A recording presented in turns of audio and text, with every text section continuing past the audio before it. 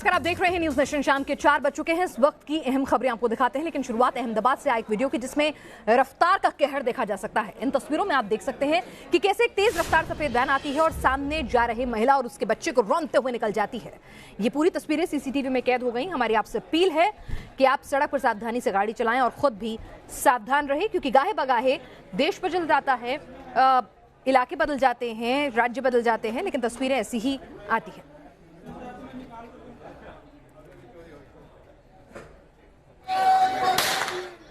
अब आपको दिखाते हैं ग्वालियर में वीएचपी और बजरंग दल के कार्यकर्ताओं की तस्वीरें। बताया जा रहा है कि ये तस्वीरें 2 दिन पहले की हैं, जो विजयदशमी के दिन आरएसएस और वीएचपी के लोगों ने खुलेआम फायरिंग किया। अब इन लोगों पर केस दर्ज कर लिया गया है।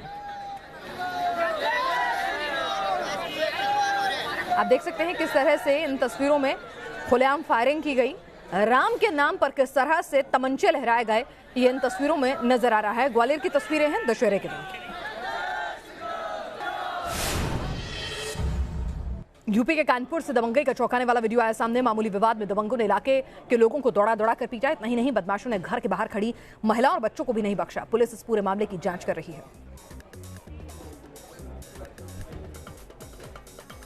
आप देख सकते हैं किस तरह से सरेआम इस महिला को लाठी डंडों से ये शख्स जो है मार रहा है। बाद में स्थानीय लोग आते हैं और बीच बचाव करते हैं।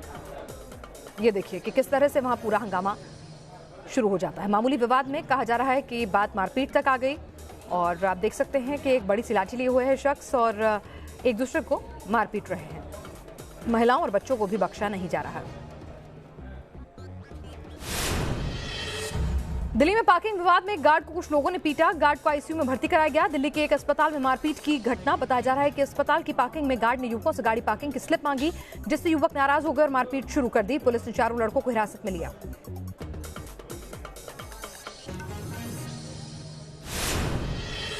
और अब करते हैं रुख आज की कुछ और बड़ी खबरों का।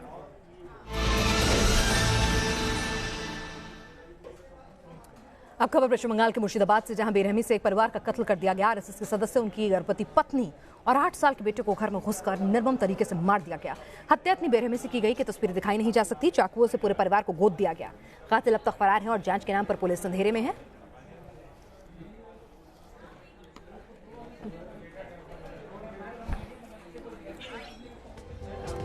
एक ही परिवार के 3 लोगों की हत्या कर दी गई। आरएसएस के सदस्य थे, उनकी पत्नी गर्भवती थी और 8 साल के मासूम बच्चे की हत्या की। बंधु प्रकाश प्राइमरी स्कूल में शिक्षक थे। पिछले कई सालों से सपरिवार जियागंज इलाके में रहते थे। विजयदशमी को बंधु प्रकाश सुबह करीब 10 बजे बाजार से लौटे। दोपहर करीब 11:30 बजे उनके घर से चीखने की आवाज सुनाई दी। जब तक लोग पहुंचते तब तक पूरे परिवार की लाशें ही लोगों को मिली। आरएसएस सदस्य की हत्या पर बीजेपी और विश्व हिंदू परिषद ने ममता सरकार पर निशाना साधा। बीजेपी ने आरोप लगाया है कि बंगाल में लॉ एंड ऑर्डर नाम की कोई चीज है ही नहीं। ऐसा लगता है कि पश्चिमी बंगाल में कानून का शासन समाप्त हो गया है। जिन लोगों को वो विरोधी मानती हैं, उन लोगों की कोई सुरक्षा नहीं है। आतंक का माहौल बनाया जा रहा है। 35 साल का व्यक्ति एक प्राइमरी स्कूल में पढ़ाता था, उसकी पत्नी, 4 साल का बच्चा। उस 4 साल की बच्चे की किससे क्या दुश्मनी हो सकती थी? पत्नी जो हाउसवाइफ थी, उससे क्या दुश्मनी हो सकती थी? पर इस तरह के निर्मम हत्याएं, इनको वहाँ की सरकार और सरकारी पार्टी ने अपना हथियार बना लिया है। जिस तरह का इस पर आउटरीच होना चाहिए, ये तो नहीं हो रहा है। मैं मेन स्ट्रीम मीडिया में ऐसा कुछ देखा नहीं। जो कुछ देखा मैं ज़्यादातर सोशल मीडिया में देखा हूँ। देखिए, ये सही नहीं है। इस तरह का जब कांड होता है, इस तरह का हिंसा कांड जब होता है, इसको हर कोई निंदा करना चाहिए। लेकिन हमने देखे हैं कि ये बैकग्राउंड पर डिपेंड करता है। परिवार का बैकग्राउंड क्या होता है, परिवार का धर्म क्या होता है, परिवार किस संगठनों से जुड़े हुए हैं, इसको लेके या तो निंदा जोर होता है या तो कम होता है, जैसे कि इस केस में इतना कम हुआ। जिस प्रकार का हत्याकांड है बहुत ही सघन है और इससे पश्चिम बंगाल के लॉ एंड ऑर्डर का चेहरा बहुत साफ दिखाई देता है कि पूरे के पूरे परिवार की हत्या कर दी। 8 साल के बहुत बच्चे की, महिला प्रेग्नेंट थी और कितनी क्रूरता है वहाँ राजनीति के समाज क्षेत्र में एक बहुत चिंताजनक है। मैं समझ रहा हूँ सरकार को बने रहने का। झांसी में पुष्पेंद्र यादव के एनकाउंटर पर सियासत तेज हो गई है। बीएसपी सुप्रीमो मायावती ने यूपी की कानून व्यवस्था पर सवाल खड़े किए हैं। वहीं समाजवादी पार्टी एनकाउंटर को फर्जी बता रही है। समाजवादी पार्टी अध्यक्ष अखिलेश यादव का कहना है कि पुष्पेंद्र के घर वालों को न्याय दिलाने के लिए उपचुनाव के बाद साइकिल यात्राएं निकाली जाएंगी और ललितपुर से इसकी शुरुआत होगी। अखिलेश ने कहा, पुलिस एनकाउंटर में पुष्पेंद्र की मौत की सच्चाई सवालों के घेरे में है। झांसी एनकाउंटर पर सियासत गरमाई हुई है। यूपी के पूर्व मुख्यमंत्री अखिलेश यादव पुष्पेंद्र यादव के परिजनों से मुलाकात करने पहुंचे। यूपी सरकार को कटघरे में खड़ा किया। लोगों की भीड़ के बीच अखिलेश यादव ने पुष्पेंद्र के घर वालों से मुलाकात की। अखिलेश यादव ने पुष्पेंद्र को न्याय दिलाने के लिए खुद धरने पर बैठने की बात कही। उन्होंने एनकाउंटर को फर्जी बताते हुए हाईकोर्ट के सिटिंग जज से मामले की जांच कराने की मांग की और बीजेपी सरकार पर निशाना साधा। कमीशन के अगर नोटिस किसी सरकार को मिले हैं तो वो उत्तर प्रदेश की सरकार को मिले हैं।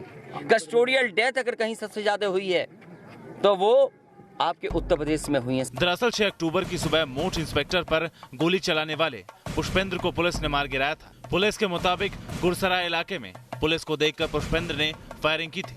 पुलिस की जवाबी कार्रवाई में पुष्पेंद्र घायल हो गए। घायल आरोपी को लेकर पुलिस जिला अस्पताल पहुंची, जहां डॉक्टर ने पुष्पेंद्र को मृत घोषित कर दिया था। हालांकि पुलिस का कहना है कि पुष्पेंद्र एनकाउंटर को लेकर अब तक की गई पुलिस की कार्रवाई सही है। सब कानून के मुताबिक किया जा रहा है। 1 महीने के भीतर दूध का दूध और पानी का पानी हो जाएगा। जांच रिपोर्ट के आधार पर ही आगे की कार्रवाई की जाएगी। जो बातें सामने आई है, कहा गया कि उसमें सिटिंग जज से इसकी जांच कराने की मांग उन्होंने रखी है। लेकिन अभी जो NHRC की जो गाइडलाइंस हैं उसमें इस प्रकार के प्रावधान नहीं है। इसमें सूचना देनी होती है NHRC को और सरकार को। तो ये सूचनाएं लगातार गई हैं। जो भी NHRC की गाइडलाइंस हैं उनका पालन अभी तक किया जा रहा है। अन्य भी कोई डिमांड आएगी तो उस पर विचार किया जाएगा। पूरा विपक्ष इस मामले में सरकार पर हमलावर है और बीजेपी सरकार का बचाव करने में जुटी है। एनकाउंटर जो हुआ था, जब मुठभेड़ होती हुई है तो दोनों तरफ से गोलियां चली। एक पुलिस के जो हम लोग के थाना प्रभारी हैं वो जेल में भी हैं। उसके बाद भी उनको लगता है ये फेक है और उस पर राजनीतिक रोटियां सेकने जा रहे हैं। वो उनका मैं एक तरह से शून्यपन कहूंगा राजनीति का। विपक्ष जहां इस मामले पर योगी सरकार को घेरने की पुरजोर कोशिश कर रहा है, तो सरकार अपराधियों पर सख्त रुख अपनाने का हवाला दे रही है। फिलहाल केस की मैजिस्ट्रियल जांच की जा रही है। तब तक सियासत गर्म रहने के आसार नजर आ रहे हैं। Team news nation. बीएसपी अध्यक्ष मायावती ने भी इस घटना पर ट्वीट कर बीजेपी सरकार पर हमला बोला है। यूपी की राजधानी में जब खुलेआम अपराध जारी है तो फिर दूसरे जिलों की स्थिति को समझा जा सकता है। ये ट्वीट किया है बीएसपी अध्यक्ष मायावती ने। फर्जी एनकाउंटर को लेकर जनता में रोष और बेचैनी है, उन्होंने अपने ट्वीट में लिखा। स्पष्ट है कि यूपी में कानून का नहीं अपराधियों का जंगल राज चल रहा है। सरकार तुरंत ध्यान दे इस ओर। और बात पीएमसी बैंक घोटाले की करते हैं।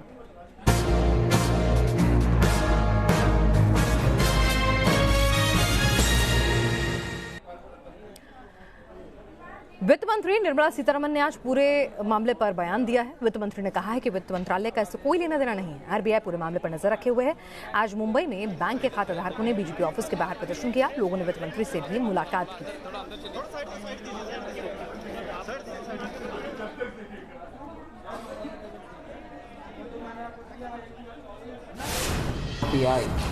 And therefore, in such instances where there is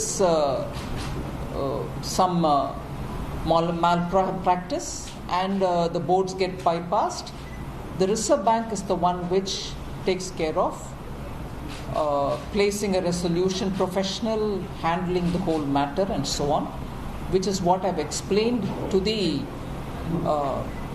affected customers of PMC who met me. But from my side, I have asked the secretaries of my ministry, both the Department of Economic Affairs and the Banking Secretary, to work together with the Rural Development Ministry and the Urban Development Ministry to make sure that multi-state cooperatives, which also run banks, they're cooperatives but which also run banks under some cooperative act, and being multi-state, they are monitored, they are at least registered with the central government. I've asked the secretaries of the ministry to study in detail as to what is happening. इस पूरे मसले पर क्या कुछ कहना है PMC खाताधारकों का, आइए उनकी व्यथा भी आपको सुनवाते हैं। There are lot of people जिनको पैसे की इस वक्त सख्त जरूरत है और ये उनका अपना पैसा है। अगर आप ओवरनाइट अकाउंट फ्रीज करते हैं, आप ओवरनाइट अकाउंट को रिलीज भी कीजिए। ये जरूरत है लोगों की, ये उनका ये काला पैसा नहीं है, काला धन नहीं है। जैसे उनका अरेस्ट किए, सारे डायरेक्टर्स को अरेस्ट करो। वो लोग के चाय बिस्किट के लिए बोर्ड में बैठे थे। There is a resolution signed, और रेजोल्यूशन साइंड कि अगर कोई मिसमैनेजमेंट होता है या मिस अप्रोप्रिएट फंड्स होता है, हर आदमी रिस्पॉन्सिबल है। क्यों तारा सिंह के सब लड़के और सब बल गायब है? क्यों बाकी क्यों नहीं आंसर कर पा रहे? दूसरी चीज, आपके 4000 करोड़ आपको मिल गए, ईडी बोल रही है आप हमारा फंड्स रिलीज करो। आप करते हो ना, हम लोग क्यों लीगल बैटल में जाए? आप लोगों को 10 साल लगेगा, आज 19 दिन तो हमको 18 दिन हो गए हमको बैठे बैठे। पीएमसी में लूट का खेल किस तरह से चल रहा है आपको ये भी समझाते हैं। पीएमसी ने 73% लोन सिर्फ एक कंपनी को दे दिया, यानी बैंक के पास जिस तरह से उसने जो राशि थी उसका 73% लोन एक ही कंपनी को बांट दिया। कुछ लोन का 73% हिस्सा एचडीआईएल को दिया गया। बैंक का समूचा लोन एसेट 8,880 करोड़ रुपए का है, यानी कि बैंक की जो क्षमता है लोन देने की वो 8,880 करोड़ रुपए थी। एचडीआईएल को इसमें से 6500 करोड़ का लोन दे दिया गया। क्या एक ही कंपनी का बैंक था? 44 अकाउंट में लोन की रकम ट्रांसफर की गई। पीएमसी बैंक से जुड़ी कुछ और जानकारी आपको दे दें। देश के 6 राज्यों में पीएमसी बैंक का कारोबार है। बैंक की स्थापना 13 फरवरी 1984 को हुई। देश भर में बैंक की 137 शाखाएं हैं। बैंक की कुल जमा राशि लगभग 11,600 करोड़ से ज्यादा है। देश के टॉप 10 सहकारी बैंकों में इसकी गिनती होती है। बैंक के पास कुल 1814 कर्मचारी हैं। और इस बीच जम्मू कश्मीर में हालात सामान्य हो गए हैं, लिहाजा पर्यटकों को अब कश्मीर जाने की इजाजत मिल गई है। आज जो भी पर्यटक चाहें पहले की तरह कश्मीर जा सकते हैं। इससे पहले 5 अगस्त को केंद्र सरकार ने जम्मू कश्मीर से आर्टिकल 370 हटा दिया था, जिसके बाद घाटी में एहतियातन कुछ जगहों पर धारा 144 लगा दी गई थी। लेकिन अब जम्मू कश्मीर से सभी तरह की पाबंदियां हट गई हैं। ये जवाब है उन तमाम लोगों को जो कहते हैं कि घाटी में हालात सामान्य नहीं है। 370 हटाए जाने के बाद से कई नेता नजरबंद थे। आज 3 नेताओं को नजरबंदी हटा दी गई है। कश्मीर में क्या हालात हैं अपडेट दे रहे हैं इद्रिस लोग। जम्मू कश्मीर एडमिनिस्ट्रेशन ने आज 3 मेन स्ट्रीम पॉलिटिशियंस को रिलीज कर दिया है। इन पॉलिटिशियंस में पीडीपी के यावर मीर, कांग्रेस के शुएब लोन और नेशनल कॉन्फ्रेंस के नूर मोहम्मद है। ये पहले फेज में कहा जा रहा है कि इन 3 लीडर्स को रिलीज किया गया है। वहीं अभी भी former chief minister Mehbooba Mufti और उमर अब्दुल्ला डिटेन हैं और साथ ही जम्मू कश्मीर के former chief minister Farooq Abdullah house arrest है। वहीं आने वाले दिनों में आशंका जताई जा रही है कि शायद फेजेस में जो है इन सभी लीडर्स को रिलीज किया जा सकता है। वीडियो जर्नलिस्ट मोहम्मद यूनुस के साथ Idris loan, news nation, Srinagar. पाबंदी हटने की खबर से सैलानी बेहद खुश हैं। जम्मू में ऐसे ही कुछ पर्यटकों के साथ बात की न्यूज नेशन संवाददाता शहनवाज खान।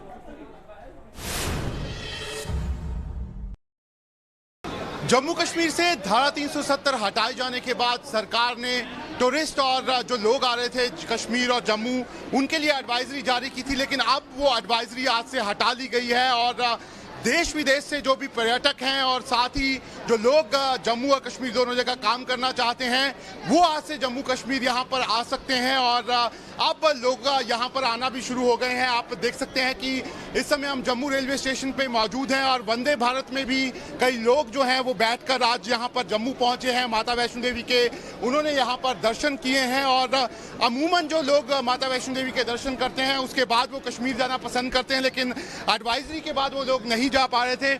आप मुझे बताइए, एडवाइजरी जारी हुई थी लेकिन एडवाइजरी हट गई। आप लोगों के मन में होता था कि कश्मीर जाना है, हम लोगों को सबके मन में होता सर कश्मीर जब से 370 हटी है। It was a phenomenal issue, it was coming down from the last 70 years. अब हटाए तो it's been good for all Indians. तो आपको लगता है आज के बाद आप जाएंगे, अब कश्मीर जाएंगे इसके बाद? कश्मीर तो जाएंगे ही, कश्मीर और क्या।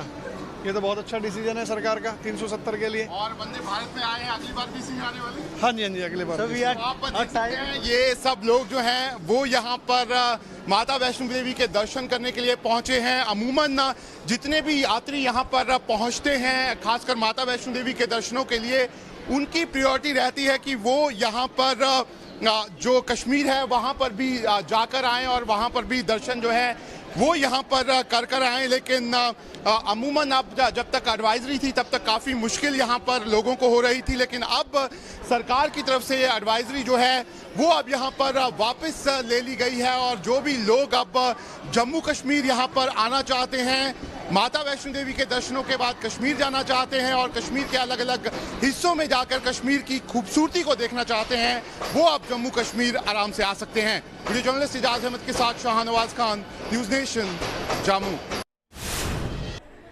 कर्नाटक में आदमखोर बन चुका बाघ लगातार हमलावर होता जा रहा है, कई लोगों की जान भी ले चुका है। ऐसे में आदमखोर बाघ को मारने का आदेश जारी कर दिया गया है।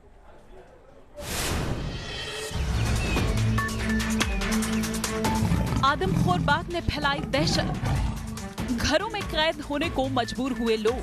कर्नाटक के बांदीपुर टाइगर रिजर्व के जंगल में बेफिक्र होकर घूम रहा ये वही आदमखोर बाघ है जो आसपास के लोगों के लिए डर की सबसे बड़ी वजह बन गया है। बाघ के आतंक के बाद अब राज्य सरकार ने इसे मारने का आदेश जारी कर दिया है। 31 अगस्त से ये नरभक्षी बाघ 2 किसानों को अपना निवाला बना चुका है। मारे गए दोनों किसानों में से एक किसान अपने खेत की तरफ जा रहा था कि तभी बाघ ने हमला करके उसकी जान ले ली। वहीं 14 मवेशियों को भी इसने मार डाला। अब आलम यह है कि दहशत से भरे लोग अब अपने घरों से बाहर निकलने की हिम्मत नहीं जुटा पा रहे। हालांकि टाइगर रिजर्व के अधिकारियों का कहना है कि बाघ को पहले पकड़ने की कोशिश की जाएगी, बाघ को मारना केवल आखिरी विकल्प होगा। आखिर बाघ आदमखोर कैसे बन जाता है? क्यों वो इंसानों पर हमला करने लगता है? अमूमन कहा जाता है कि बाघ इंसानों पर हमला नहीं करता, बाघ दूसरे वन्य जीवों का शिकार करता है, लेकिन जब उसे शिकार ना मिले तो वो इंसान पर भी हमला कर देता है। बांदीपुर रिजर्व चर्मराजनगर जिले में आता है। वनकर्मी बाघ की सरगर्मी से तलाश कर रहे हैं। इस बड़े ऑपरेशन में 6 हाथियों को भी लगाया गया है। Team news nation. और खबरों को और विस्तार से जानने के लिए आप न्यूज नेशन की वेबसाइट www.newsnation.in पर लॉगिन कर सकते हैं। हमारे फेसबुक पेज से भी आप जुड़ सकते हैं।